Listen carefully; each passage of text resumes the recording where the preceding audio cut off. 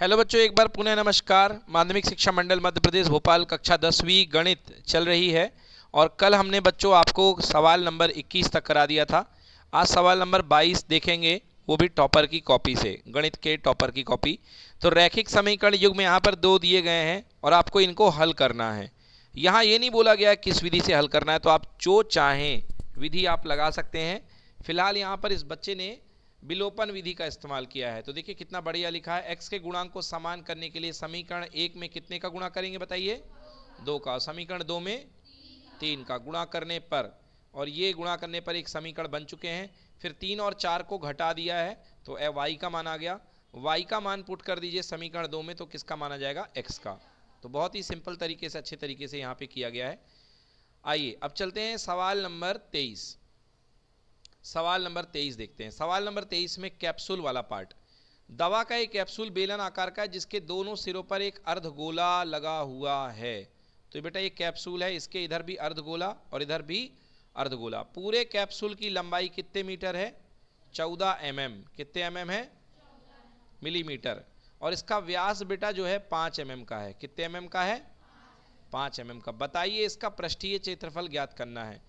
तो देखिए बच्चों, बहुत ही अच्छे तरीके से पहले डायग्राम बनाया गया। 14 मिलीमीटर की लंबाई, फिर 5 mm की इसकी व्यास है, व्यास लिख दिया, लंबाई लिख दी। ज्ञात क्या करना है? पृष्ठीय क्षेत्रफल। तो सबसे पहले आपने क्या करना है बेटा? अर्धगोले का व्यास, व्यास देके 5 mm है बेटा व्यास इसका, तो इसकी त्रिज्या कितनी होगी? 5 का आधा यानी 2.5 mm।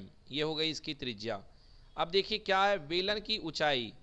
तो बेलन की ऊंचाई यहाँ पर बच्चे से क्या हो गई है? बेलन की ऊंचाई कितनी निकलेगी? देखो बच्चों, बेलन टोटल 14 mm का है, तो बेटा यहाँ पर 2.5 और यहाँ पर भी कितना होगा? 2.5। तो मतलब 2.5 और 2.5 5 कैंसिल हो जाएंगे। तो बेटा जो बेलन की लंबाई निकलेगी, टोटल 14 में से 5 माइनस हो गए, मतलब कितना बचा? 9 mm। तो बिल्कुल सही है यहाँ पे 9 mm। आई डोंट नो यहाँ पे गोला क्यों लगा दिया किसी ने, बिल्कुल सही लगा ये, है ना? तो 9 mm बिल्कुल सही है, बाद में सही कर दिया गया है। तो बेलन की ऊंचाई बराबर 14 माइनस, अच्छा, यहाँ पर ये गोला जानते हैं क्यों लगाया गया है? क्योंकि बच्चे ने ब्रैकेट नहीं लगाया। बहुत सही। देखिए माइनस, बच्चे ने 2.5 + 2.5 सोचा है, मगर मैथ्स के हिसाब से अगर आप ब्रैकेट नहीं लगाओगे तो गलत होगा कि नहीं होगा? हाँ, क्योंकि 2.5 5 जोड़ के माइनस करोगे, और अगर आप 14 माइनस 2.5 लिखोगे तो 2.5 तो माइनस हो जाएगा, मगर ये 2.5 जुड़ जाएगा, है ना? तो इसलिए ब्रैकेट लगाना चाहिए। तो यहाँ पर ये है कि ब्रैकेट लगाओ भाई। ये देखिए, तो आंसर कितना आ गया? 9 mm, त्रिज्या 2.5 mm। अब चलिए, कैप्सूल का क्षेत्रफल दो प्रकार का है, एक बेलन का क्षेत्रफल, और बताओ कितने अर्धगोले हैं? 2।